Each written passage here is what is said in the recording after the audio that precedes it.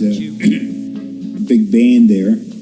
Well, wait, first give a little background. Like, how do you come to become a musician where you're playing on TV in a time when that wasn't a real thing for a lot of people? I mean, your mom and papa, your mom and dad came here from Italy and just opened a store, which is pretty remarkable. My mom's from here. Oh, really? Yeah. I don't think I knew that. Yeah. Didn't you? No, so he came here and met her? Yeah. Yeah. She lived on a farm, Chico farm. A what? Chico. Chico's a name. Oh, okay. Her brother named Chico. And he met her and went out with her and they got married. How quick? Maybe 8-9 months. Wow. Yeah. And I don't know so how this is in what year? Do you know? 28, say 1928. So 1928, he shows up here and opens a store. And well, after they got married. Okay. After they got married. And he might have opened it up in 30, maybe. He meets your mom. I had no idea she didn't come with him. Wow, that's interesting. Yeah. I have all this information. You know well, like, what a badass he must have been to just, I imagine, get on a boat, not knowing the language, and just show up. In them days, a boat trip was nothing to be excited about. You know what I mean? Oh, yeah. Very dangerous, I would say. And I think he did tell me how many days were on the boat. It was 15 days or 13 days, somewhere around there. And he's 15 days. Yeah, I think so. And he is registered on Ellis Island, is it? Yeah. Where they docked. He's on the list, and I had it. Me and Mike did it one day, and I don't know where the hell I put it, but his name's on there.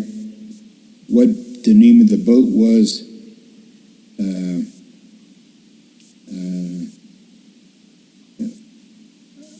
And you know his history. They have it and recorded in there. Yeah.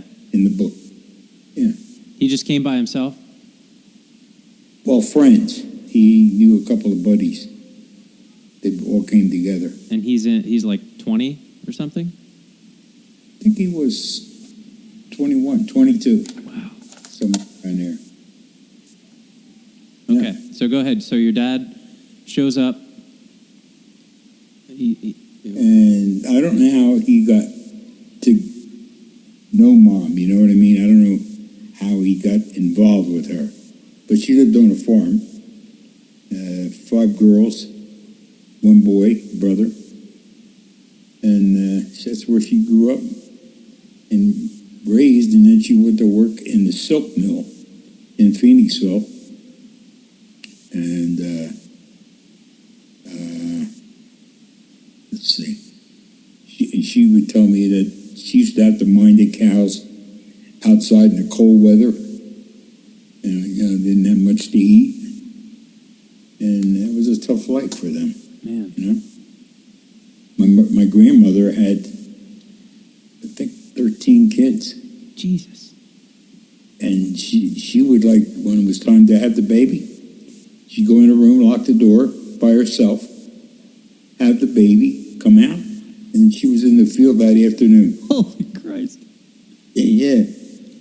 And she had 1 baby that wouldn't come out.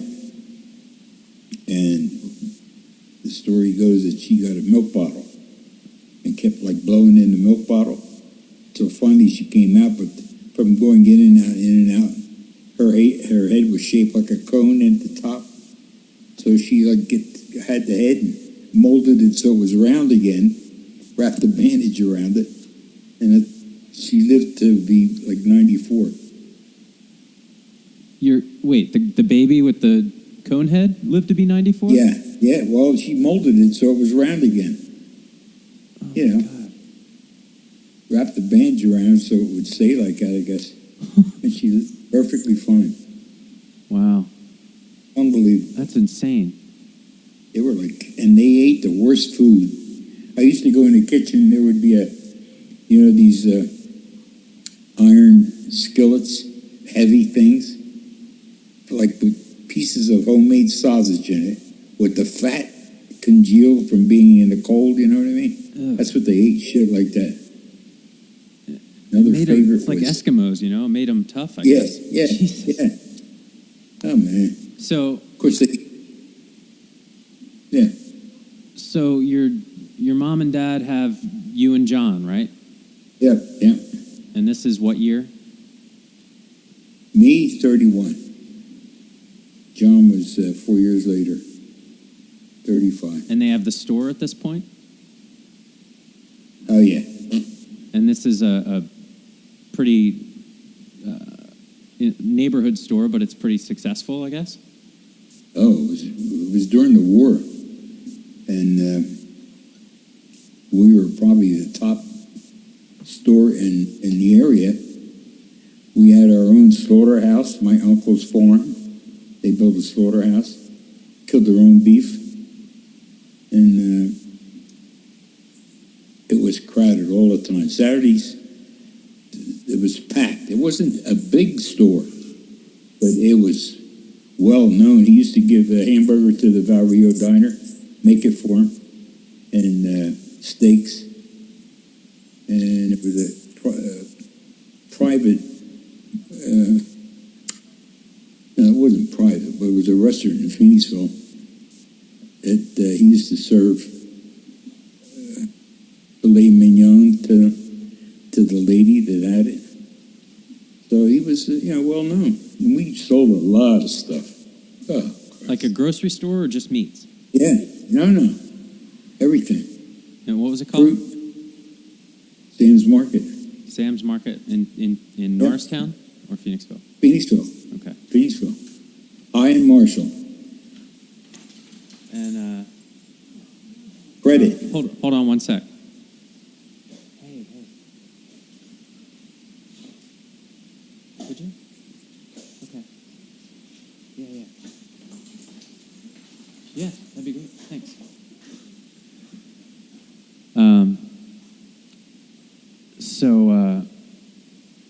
Okay, so then how long was that open and you worked there too, right? Every day after school, 3 o'clock, I used to walk across the bridge in Phoenixville, coming home from school. That was almost a mile. I used to go uphill both ways? No, it was the big bridge. It was the big bridge in Phoenixville. You've seen that. And I used to walk across to go to school, walk back for lunch, walk back again, and then come back home. Right after I got home, I had to be home. I couldn't fool around. I had to go into the store and help my dad. So how do you find time to learn music? Well, and then it was also another thing I had to do, practice. I started on violin. It sucked. Really? It sucked? It sucked. Yeah, I had a good teacher. He was an alcoholic, but he was a good, if it wasn't for the alcohol, he would have been terrific. But, I didn't like the violin. Played a couple, not concerts, but what do you call that? Recital? Yeah, a couple of those. I didn't like it. So you decided to switch to accordion? Well, I told my dad, I said, I don't like this, I don't want to play it no more. He says, well, if you don't want to play that, he says, you got to pick something else. Or you ain't stopping the violin. Well, I would have played anything, just to get away from the violin. So we happened to go somewhere on a Sunday, and I saw the accordion. I said, that's what I want. That's what we got an accordion. I had some doozy of a teacher, cigarette hanging out of her mouth. It looked like she was an alkie too. But that's how I started, yeah. And you took to it right away? Yeah, evidently. The principles were similar, that you could apply violin, or no? It was just a whole new animal? No. Violin was strictly melody. Look who's here. Come over here so you can see your face. Come on over here so you can see your face. Hello there. Hello, dear. How are you? I'm okay. How are you? Fine. How is everybody? I guess you're at work now?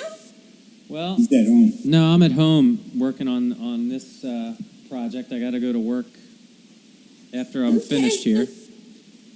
But taking a little break from work to do what I have come to realize I really like, Yeah. which is not work. There you go. That's good. But Okay. yeah, how are you guys doing? What's going on? Not much. We're getting some help as far as pills and medications go from the county, which is helping out a lot. Yeah, and Frank And, was hooking you up too? Yeah. Yeah. He was. He came over one day. One of the person came over to see us. Yeah. It was a big help. Well, that's good. Where you going? Okay. I'm going. Yeah, he was a big help. And he calls me to see how things are going. That's good. Yeah, he was great. Yeah. And he got a new electric car. I guess you know that, don't you? Yeah, did you see it? No, he's going to bring it over, Mike said. Yeah. 85,000. 85,000? Something like that. Yeah. Yeah. So anyhow. All right, so you take to it pretty Getting back- quickly. Yes. I really liked it. And I think it was the fact also I liked it was that I got rid of that other thing. yeah. And you're how old at this point?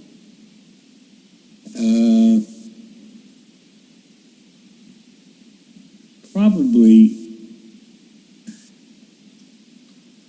10 and a half or 11. When you start with the accordion. Yeah. And how long until you realize you want to just go start playing? How long till you can go, like, get paid to play?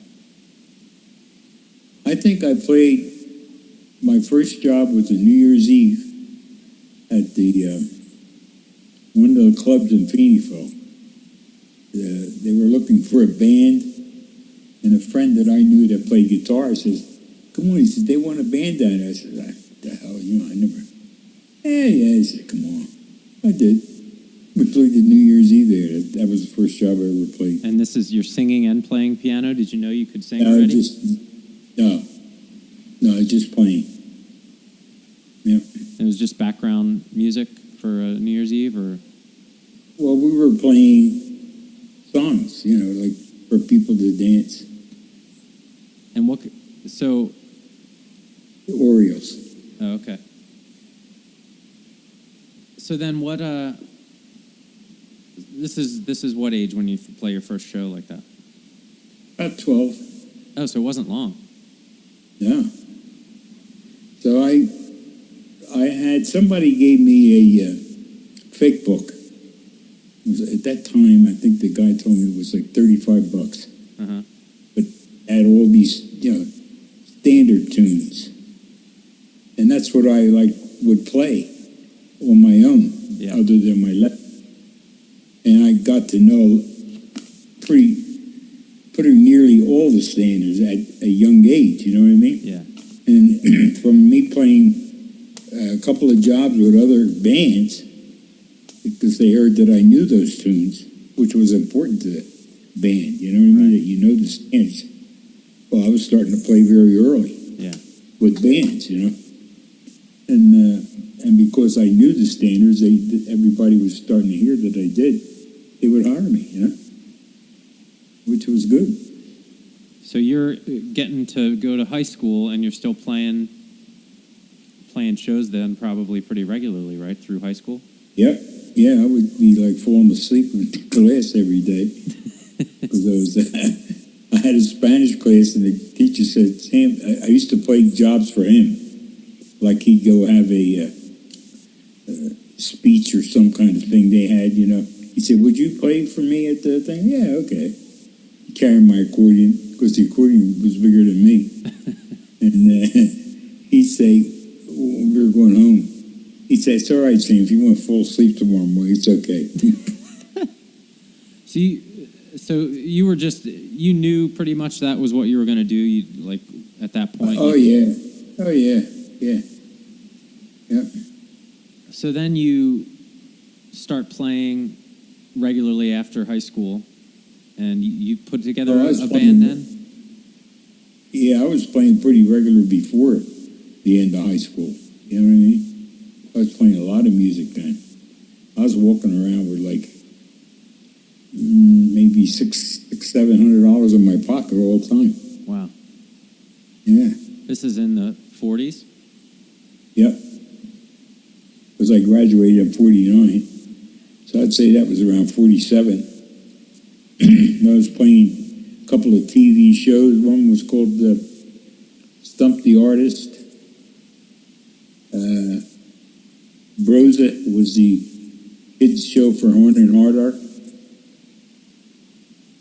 Lee Broza, I think was his name. Played that show.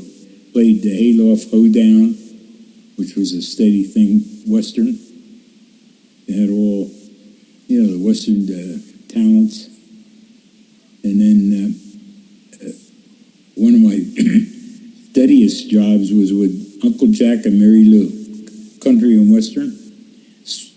And that was in Wilmersdorf, Pennsylvania, near Reading. We played on the radio, WEEU, every day, Monday through Friday, for an hour. And the band consisted of like 6 people. It was Uncle Jack, and Mary Lou was his wife. What a bitch she was.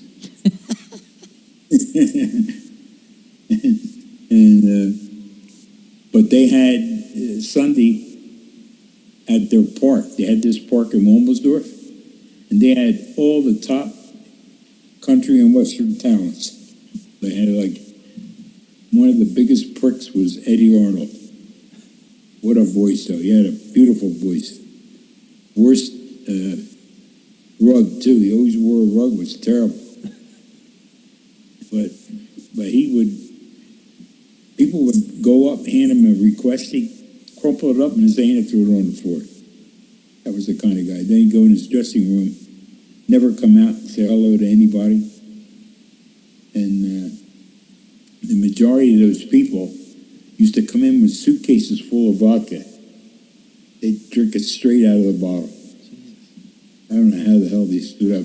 What was that girl's name with the tag hanging off her hat? You know what I mean? Yeah, I can't remember her name. Hee-haw? Yeah, Yeah. I don't remember.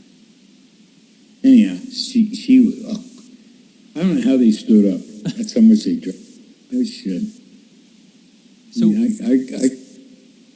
I could drink when I was playing 6 nights a week. I used to drink a combination of Galliano, these are all at once, Heineken beer, and gin and tonic. in one glass? All 3 together. No. Just 3 separate drinks? I'd have 3 separate glasses there, yeah. And then Like occasionally... a flavor smorgasbord? Yeah. Then a couple of times there was a guy who used to come in and love champagne, so did I. We would get a split. We'd share buying them, like, Yeah. Oh, that was that good. So how do you, I know we're jumping in time here, but these are little lapses in the stories I remember. So you end up playing with Bill Haley? Yeah, down in Chester. At what time, and what year is that now? Well, let's see. It had to be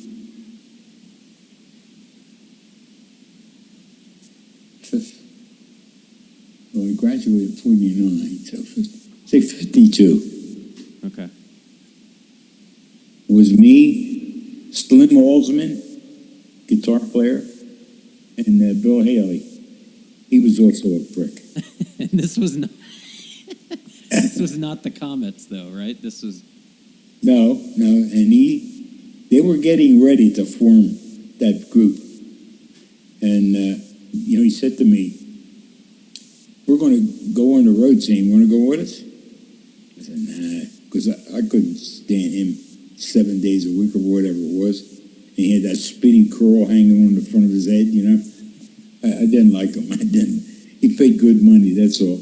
And it was a lousy bar we were playing on. I can't remember. It was Lou's Bar was the name of it. Bottles would always be flying. You'd have to watch and duck, you know, the glasses. Jesus, God, always fights. But and this guy, who was the guitar player, had a guitar of Bill Haley. Saw that after he died, he bought this guitar. It was worth $55,000, he said. Wow. So when he died, too, about a year ago. So I don't know who got the guitar. So is he noodling around? Are you playing, like, Rock Around the Clock, his hit songs already, or are you just playing that standards? kind of shit? Yeah, no. Oh, no standards. They didn't want to do that. It was a hillbilly motif. They all liked Western shit. Yeah. And you're still, are you singing yet at this point? No. No. So when did you decide you were going to sing? That was Silent Sam. When did I decide? When do you become Sammy Dee? When does Sammy Dee get created? When I started to play solo, which was like the biggest one I remember was Holiday Inn up in New Hope. That started playing solo.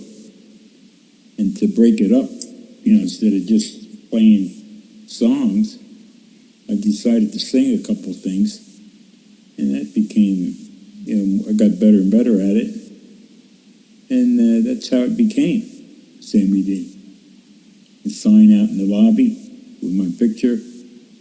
It was, and I really liked it because I was making good money, Yeah. At top, like at Montgomery Inn, I was making $6 a week. Yeah. Tax free, and week vacation. Huh. So I was making good money, and when I had my group then, also, Chuck Fulmer, sax sometimes, and Andy Hammonday, different guys, Ray Cummings, sax.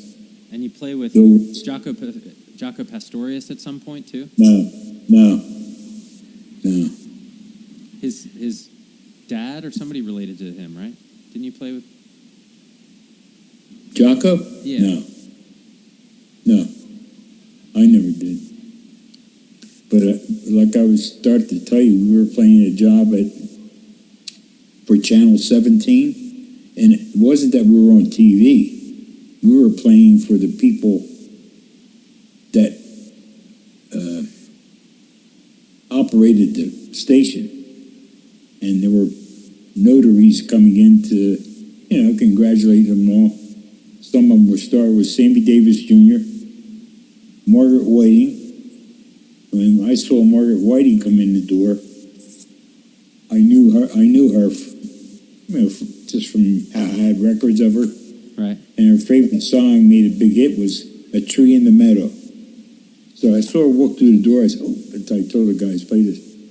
And we started playing. She right away looked up at the bandstand. She comes running up. She comes over to me, climbs up on the stage, kisses me on the cheek. She says, "You're too young to know that song."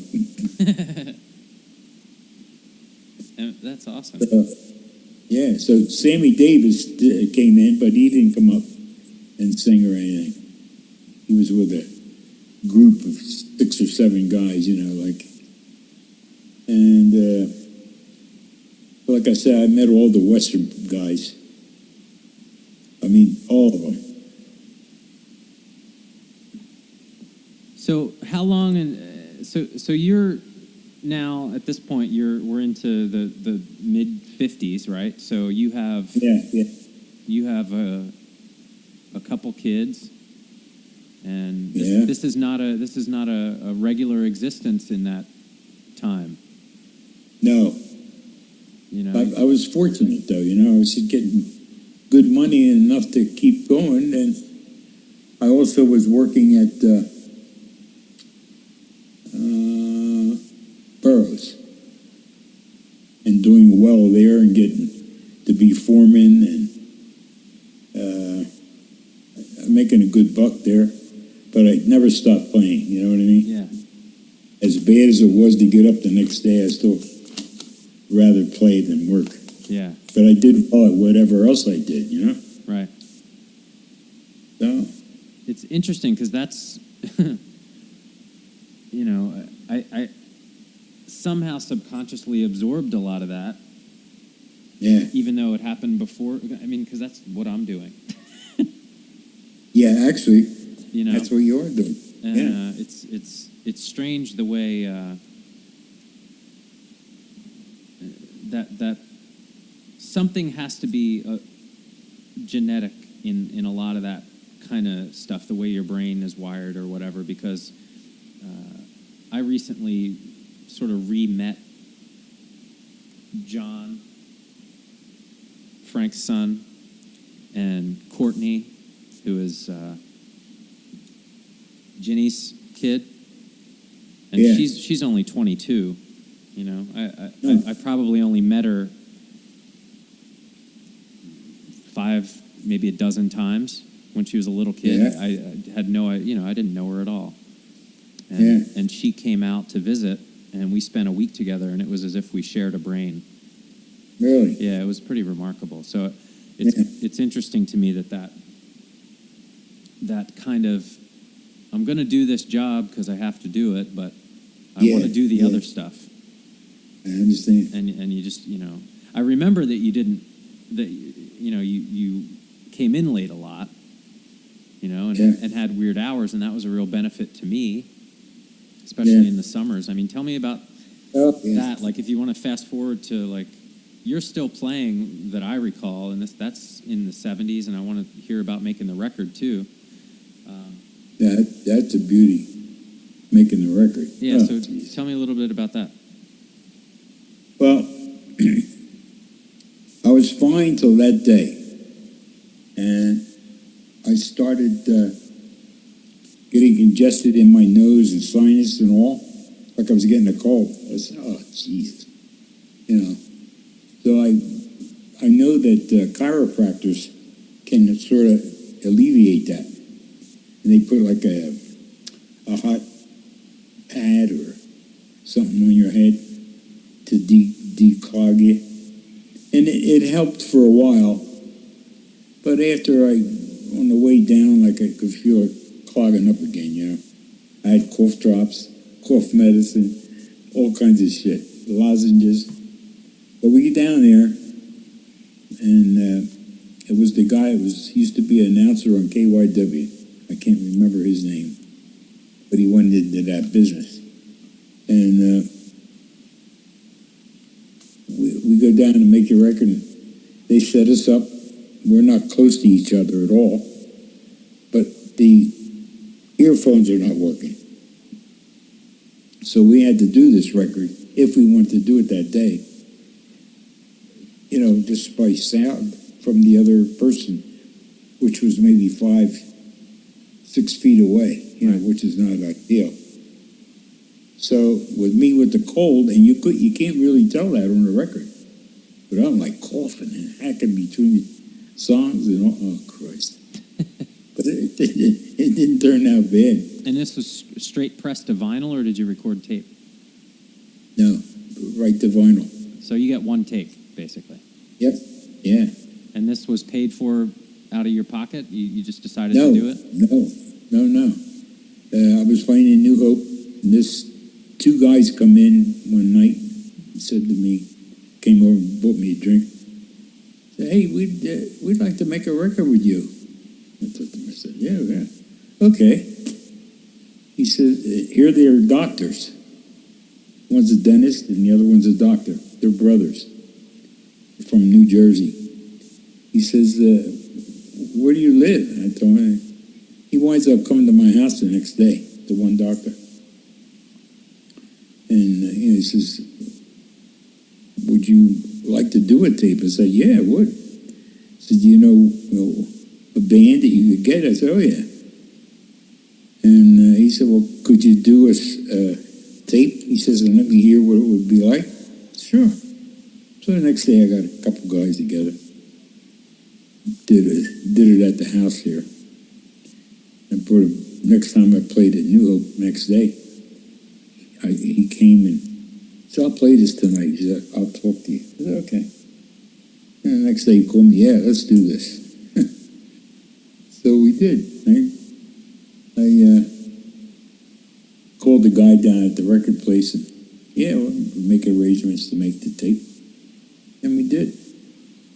And that's how that went. And so you have this record, and tell the story, I guess, about you have all these records, and you're there's something like you sold them with my to eat. Yeah, to eat. I didn't have no money that night. Well, your dad used to come with me when I had to move to another job to help me unload, load it up into the station wagon. And this night, that was another thing, man. He was on his motorcycle. Jesus, it was cold as hell. And he's like following me in the back of the muffler so he would get the heat from the muffler of my car. Jesus God. I said, can't you put that on the top of the car? He said, I can't do that. So he was freezing. I know he was. But we stopped at this place in 202 to eat. And I said, man, I only got like $4. He said, I don't have no money. So prior to that, before we left to go, I didn't have no money. He didn't have, I only had $4. I said, don't worry about it. I'll get some money. So I'd go up to people I knew in the where I was playing. I said, give me $5. And God would say, why? That's because you're going to own a record. Oh, okay. You can't give me $5. I must have saw, I don't know, 6 or 7 of them. So we had money to buy steaks, and that's what we did. And he followed me all the way home. Now, how many of those records do you think you sold? How many did you get made? I'd say almost 5,000. Really? Yeah. Because I kept getting more made. After the guy bought the initial ones, I paid for the other ones that I got. Wow, that's pretty good circulation at that time. I would say, yeah, I would say. So, do you think you played a number of shows for, sort of like Norristown, Phoenixville, organized crime kind of syndicate stuff that you know of? No, not per se. I played a lot of shows. One that was extremely proud of was Penn Delmar Conference. It was Pennsylvania, Delaware, and Maryland musicians unions. Mm-hmm. They picked us as the group to play for their concert. I thought, hey, because I got a call from the guy. Says, he said, we've heard your group. Would you want to play to play in front of all those musicians from those 3 states? That's a big thing. Yeah. Because there were dynamite musicians there. I said, yeah. So me, Chuck, and the drummer was, who the hell was that? I think it was it was, I can't think of it, Tommy Wright from Pottstown. Good man. And he just died about a month ago. Anyhow, we played that. And we were getting like standing ovations for all the stuff we were doing. Wow. And this was originals or still covers? Say that again? This was originals, or you're still playing like standards and covers and stuff? Some, we had some things worked up. But the way you did them was unique. The way you combined songs and went from song to song and. Oh yeah. So I had at that time I was doing a lot of Art Van Dam stuff, Okay. on the accordion. So That was good. you think that so one of the things that I really treasure is an overwhelming sense that when something is good or not. You know, like Yes. I constantly say, you know, like I think back to like I used all the time you couldn't swing with a rope tied to his ass. Yeah, that's it. That's a good one. Which is That's apropos for Yeah. a lot of drummers. Yeah. But like, what do you? How did that play out? Like, how did you sort of develop that, and where did you? You know, You mean you're very sense of- discerning. Yeah. Well, I think it just came because of the way I could hear stuff. You know what I mean? And it either appealed to me or it didn't. Yeah. And if it was bad, it was doubly bad for me. You know what I mean? I just couldn't take it. Like today, to this now, if I hear like what's his name, Jared King Sunday. Yeah. He's on bass. Right. And he has a good ear. He can pick up stuff. Yeah. But he doesn't know music and he can't fake. Right. You know what I mean? He couldn't do anything with a rope tied to his ass either. And I said to him, and he's got good fingers Yeah. for a guitar player. They're long and thin. And I said, Jared, I said, that's good to copy stuff and be able to do that. I said, but to put that same song in front of you, even though, you know, you don't know music that well, you wouldn't know what to do with it. I Right. said, you can't fake your way through anything. I said, until you learn music, that's the way it's going to be. Yeah. You know, you're going down this road and it ain't going nowhere. Yeah. Well, you know, he's just like, doesn't have the ambition, I think, to do that. He's content with, I can play this, and he like goes berserk with Beatles who might think suck. Also, yeah, big time. You know what I mean? I never did like them, and I thought they sucked as a unit too. Huh. That's a big Yeah. statement. Yeah, well, I think it was They 12, have 13. they have a sound. Yeah. They have a certain thing that's very appealing, but as individual musicians, I mean, I think the best, you know, vocally they were very interesting. I think the bass lines are always very good. Yeah, yeah. But that's, yeah, it's. The I had that overall- too, though. I had that too. Reading music to this day is like math to me, and it makes me nuts. But you know, I've just realized, and this is after a long time, that because I know how to type, so I don't have to look at the screen to type. And reading music is exactly the same thing, and that never occurred to me until Claudia started taking lessons.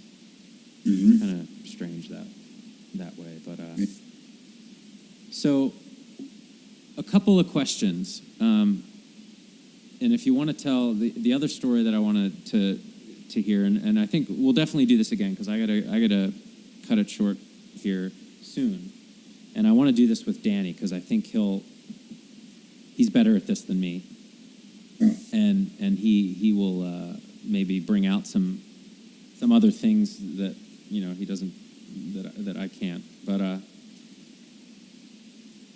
I wanted to hear the teeth story. The what? When you got your teeth taken out, Oh, Jesus. and what brings you to that, and then a couple of questions. Well, the teeth thing, I had 16 teeth that had to come out to clear, you know, for false ones. And the majority of my teeth had 75% fillings in them. Now, why Always had trouble. why is this? Why did this happen? You didn't brush. I had soft teeth, Okay. and I used to go to a dentist. Oh man, every Friday, Because my teeth were so bad that I always get in cavities. I was scared to death of a freaking needle that they used to give me all the time. But anyhow, every Friday I have to go to the dentist. So it got, like, later on as I got married and all, I thought to myself, enough of this dentist shit. So I went into this dentist and I said, is it possible to get these teeth out in the office and not in the hospital?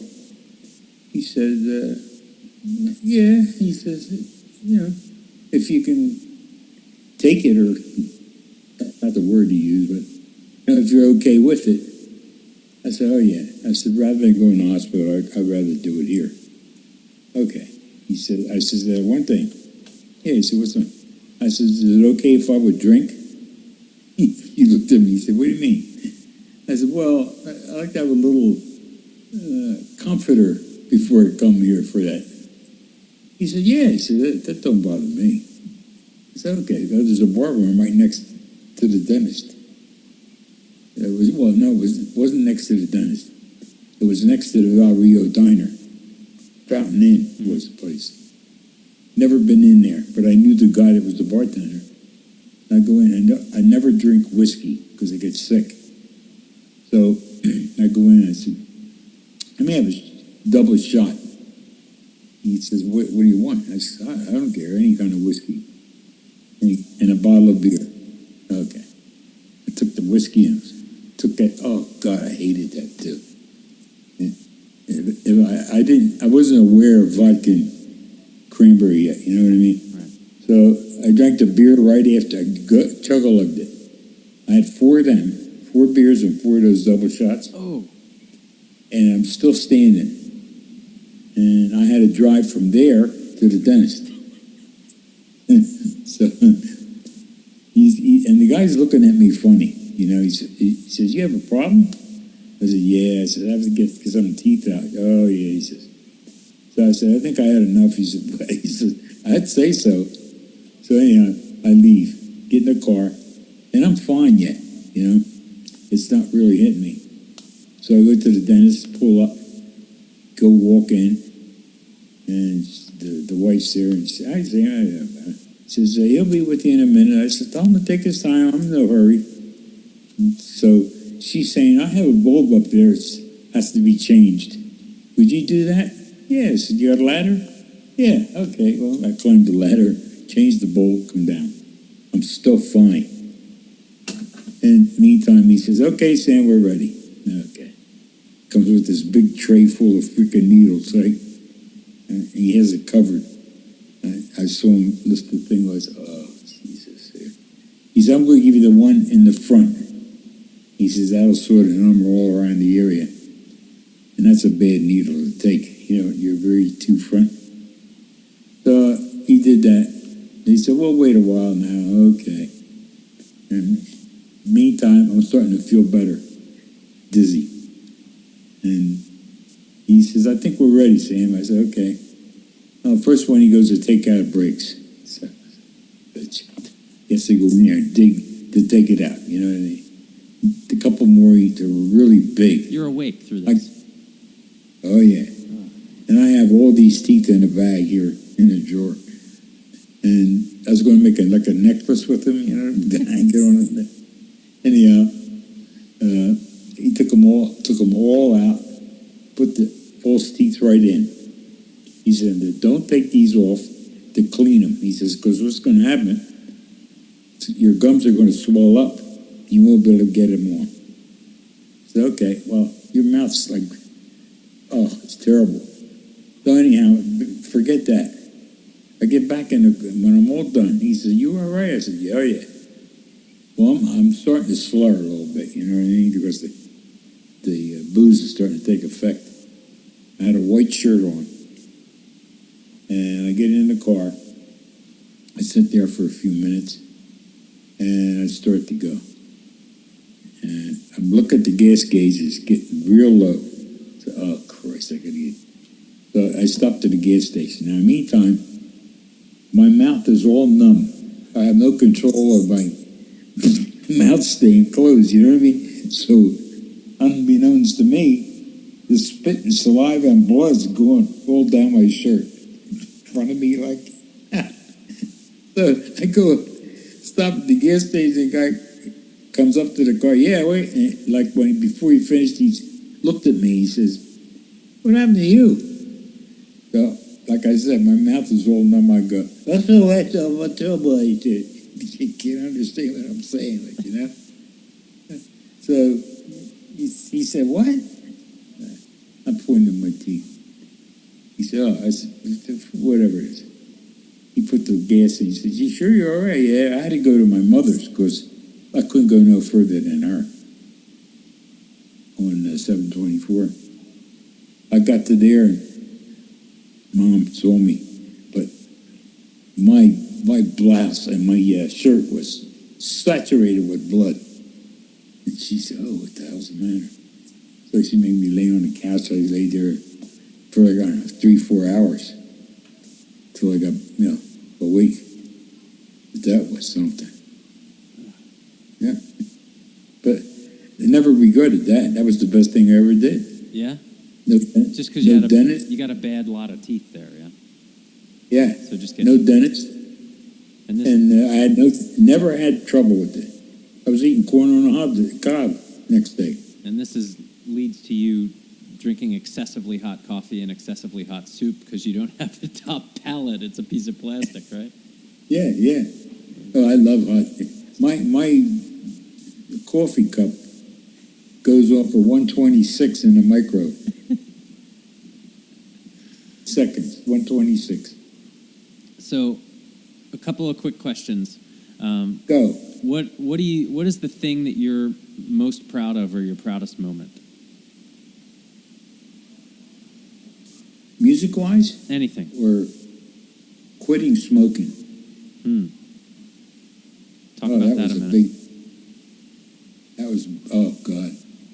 You know how we always had things at Christmas time, Christmas Eve? Yeah. Everybody together and we stay up all night. Yep. Go to Mass, come back and eat again. Well, this one particular Christmas was 2000. And I'm starting to have trouble breathing. I'm like taking breaths and I'm not getting air, I thought, oh, Jesus. Well, I thought that night I was going to cash the chips in because I was really feeling real bad. And because it was so bad, I had tried to stop smoking for 100 times, I'd go maybe a couple hours. I never went a full day, ever. But hours was all I could manage. And I'd go right back to it. I even had the thing put in my earlobe. Doctor who retired was doing these, putting the staple in your ear, supposed to stop me. We went to this place and he says, light up and keep smoking. Well, that room was like, you couldn't see the person next to you. There was so much smoke. Meantime, I had 3 packs of cigarettes in the car, just in case, that was when I'd leave. Oh, he was all done. I had the staple in my ear. And he says, try to stay away from him. He says, you'll anytime you get a feeling you want to smoke, just pull on your ear lobe. Let me tell you how much that does.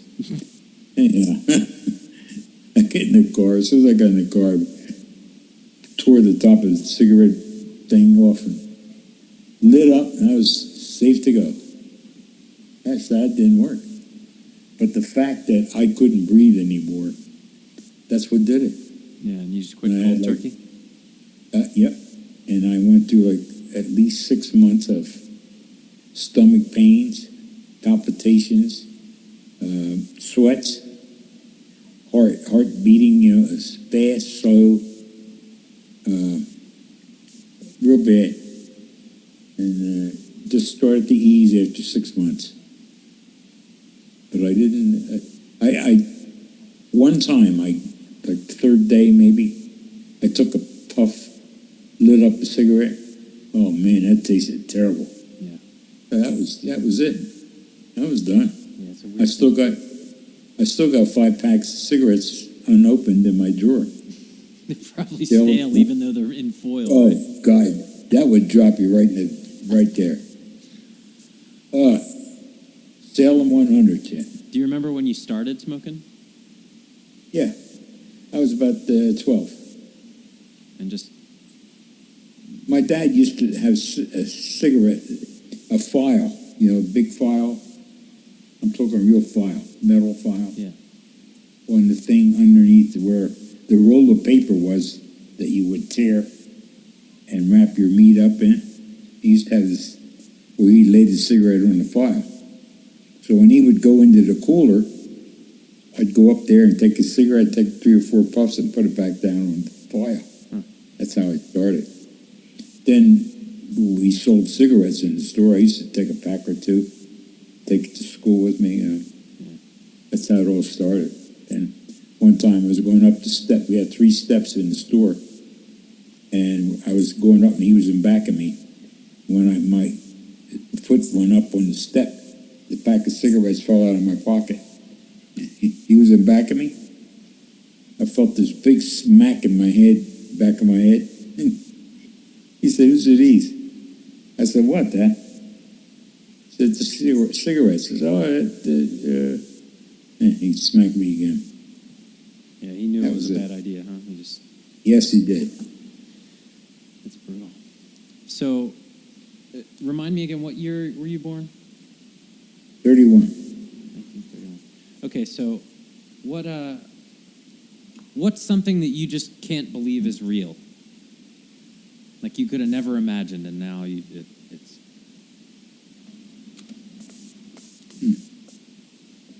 Because the advancement of, you've always been a technology person, and you always appreciated that kind of stuff. But I mean, It's hard to say.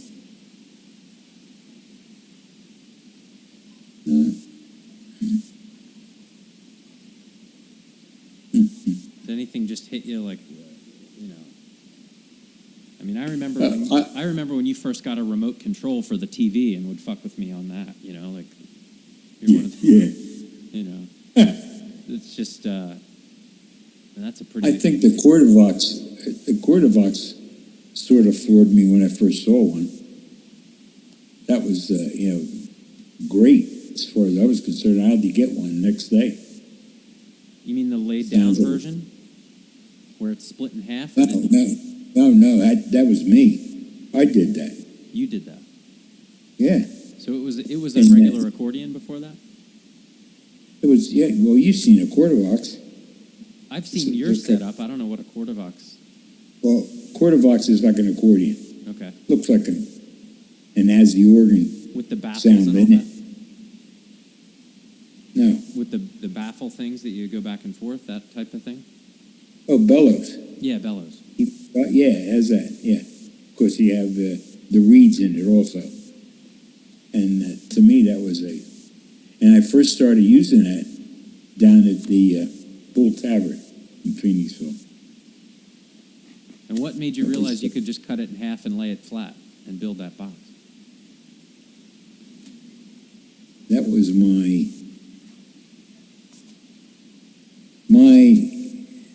I thought about it for a while, and I thought to myself, I could do that, It was being pretty handy and all. And I thought about it. So what I would do is take the accordion part of the Quartervox home every night that I would play. Take it apart, work on it, what I was going to do, build a frame, and made sure it was level so I could play it. And I guess in about 3 weeks, I had one finished. After that, Cintioli's, right? Yeah. He had a brother-in-law that I went down one day to get it. I had trouble with this Quartervox, and it was the one I did. He saw that. He said, "You build me one of them?" "Yeah." "How much?" I thought to myself, let's see. Okay, it'd be like $800. He didn't flinch. But see, what he wanted to do was get it and have somebody build it. You know what I mean? Make money out of it. Right. And I'm sure he did that. But he didn't want to, he didn't want to. Then another guy came in. I built like five of them. For other people? Not for him. Yeah, And you have just one, or you have two? I just got one. I kept one. I even built one that you could play the accordion part because I had blower inside it. Oh, okay. Press on the pedal, it would let a lot of air, or if you pressed it a little bit, it wouldn't be loud. I sold that one. I was going to keep it. I said, I just added another $400. So even with all that, the technology of keyboards today is you just think a natural progression. That doesn't amaze you? Like what? Because have you seen the electronic Leslie and all that kind of stuff? You can simulate all that shit now instead of carrying a giant box around. Oh yeah, that's terrific. Yeah. What do you think is the most important thing you ever learned?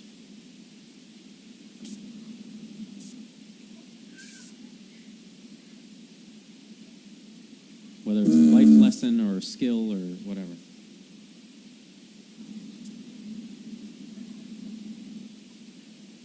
I think being a musician, you should always be sure of what you do, and not fake your way through it. If you have the talent, it does help you. You know what I mean? Don't be shy about the talent you got, is what I'm saying. Mm-hmm. Use it. Yeah.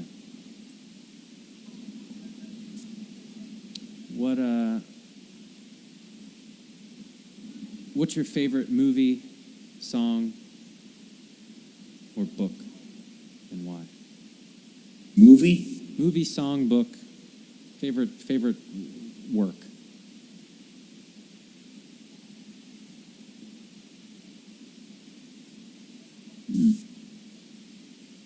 That could be a lot.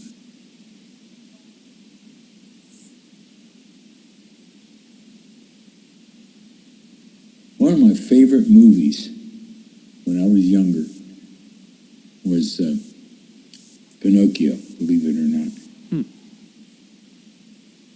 What about And, that?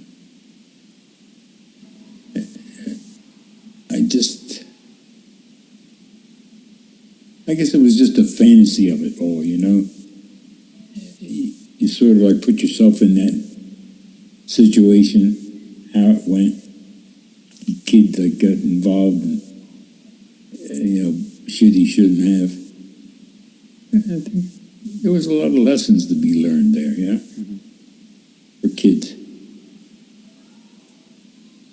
If you could do anything or change anything about your life up to now, what would it be? Probably not smoke. Yeah. Because like now I suffer with that, like when it's cold I can't breathe. Yeah. Even when it's hot I can't breathe. One of the big things you were asking me was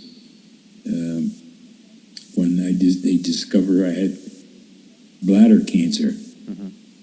That scared the shit out of me because he told me, like, if I'm going to get the tumor out, he said, but if I go too deep and go through the wall of the bladder, that means you're going to have a bag. I said, oh, Christ. So I was worried about that, Yeah. But thank God he did a good, beautiful job. That was a biggie. Just like your dad's going through with his shit too, Yeah. He's still having trouble.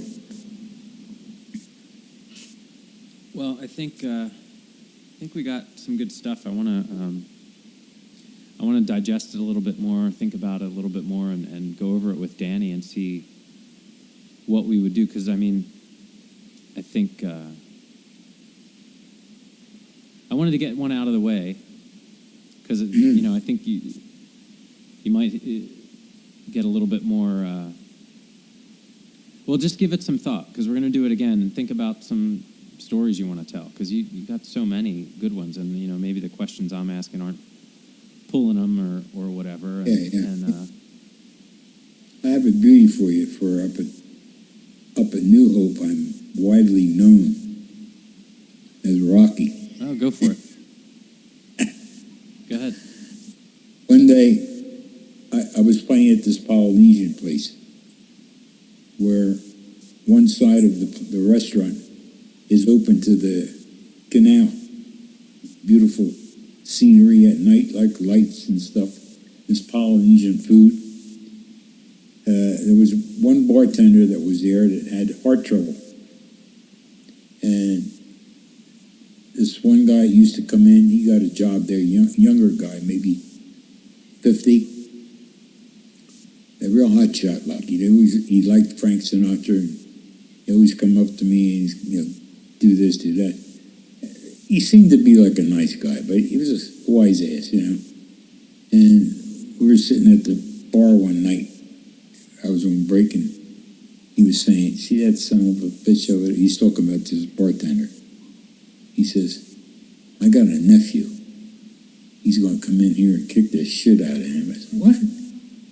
I said, "That poor son of a bitch has heart trouble. You're going to have him, this young kid, come in and beat his ass?" I said, "I don't think that's smart at all." No, he said, "I don't like this son of a bitch." Now, I know him and his nephew were like a mob type guys. You know what I mean? Yeah. I thought, "You son of a bitch." Well, that's not my problem. So we played there like 4 nights a week. This one night, we were all getting done. People were out, and I always took my accordion home with me. I never left that there, left the amps there. So I packed the accordion, walking across the dance floor. After you get across the dance floor, there's 3 steps to get up to where you got to go out. I was going up the 3 steps. In the meantime, his nephew, 23-year-old nephew, and his wife decide to leave. But he's comes running down the hallway after this bartender, right?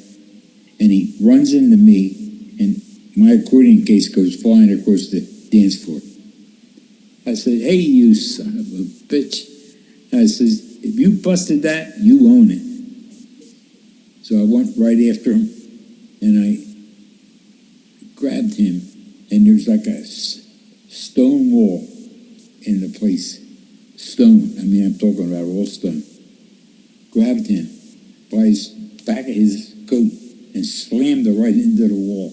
I said, "Let me tell you something. You did something to my accordion, you're buying it." So he, meantime, sort of turns around trying to hit me. I got him in his back. Yeah. His wife comes over because she's upset that I'm doing this to her husband because I'm banging his face into the cement wall. And she comes over to grab me. He's trying to smack me. He swings to hit me. He hits his wife right in the mouth. Knocks her down. In the meantime, I grabbed him, threw him down steps. There were 15 steps, stone steps. And he laid down on the bottom of the steps there. In the meantime, the owner had called the cops. The cops came in. And he said, "Who did this?" I said, "I think I did." And the owner says, "This guy saved me and my wife." And they were 80 or something like that, the owners. Mm-hmm. He says, and this guy comes running there trying to fight with the bartender. And the cop said, "You did that?" I said, "Yeah." I said, "I think so." He said, "I think you better leave." He told me to go. And now I'm thinking, this guy's in the mafia type thing. Am I going to have a problem tomorrow night? Yeah. Never did. It never happened. But that scared the shit out of me. But he never came back, that guy. I think I scared the shit out of him. But everybody knows it. Mention, "Oh yeah, Sammy Dee? Yeah. I was Rocky famous." So that's a legend, a living legend. That's good, man. That's actually one of the questions I was going to ask you if you're ever in a fight. That was it. Got to protect the hands. Yeah, I guess so, huh? Oh, man. That's why I never played football. Yeah. That's fun. Yeah, I didn't play because of baseball. I didn't want to get hurt. Yeah. something stupid. Well, this is awesome. I'm glad we did this. It was a good test run. I think there's some good stuff in there. Doing this is weird because I don't. A lot of the podcasts that I listen to, there is a lot of stuff like I'd like to hear your side of the stories that I remember too about like the Rubik's Cube and playing catch and all that stuff. But I don't know if that's interesting to other people necessarily out of the gate. How about the one where you walk into the sign? Oh, Jesus. In Royal Story. It must have been weird. I mean, you had all girls, and then I show up on the scene. I mean, I feel like I would have been. It's a weird spot, and I really thank you for doing that because it was. Those are all amazing memories for me, and playing catch and just. I feel very lucky to have had, very fortunate to have had that. That growing up experience, Absolutely. and I don't remember anymore if it was just summers or if it was kind of all the time or what. I assume I would have been in school most of the time, so most of the stuff was like the pool and swimming and all that shit. I guess they just dropped me off because they didn't have sitters and they're both working and all that stuff. So I think we were both lucky. Yeah. How many people have that opportunity? Yeah, and you were young, relatively. You think you were my age, that I am now. Yeah, right. Could be. So like 40, early 40s. Yeah. That's insane.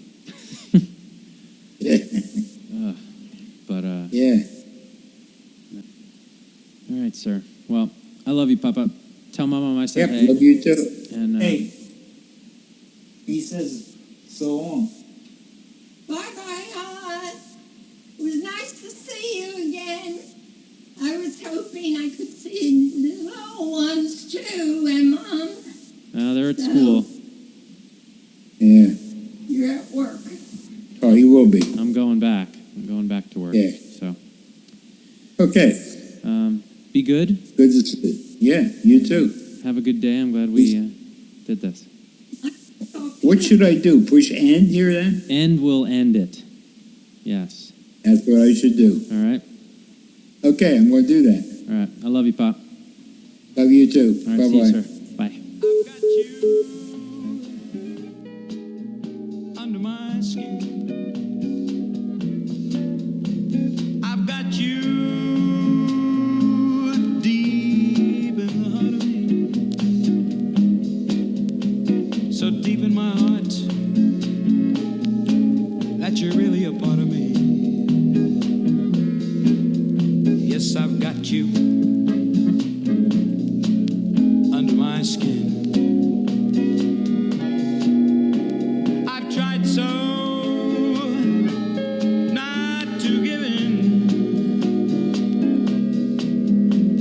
I said to myself, this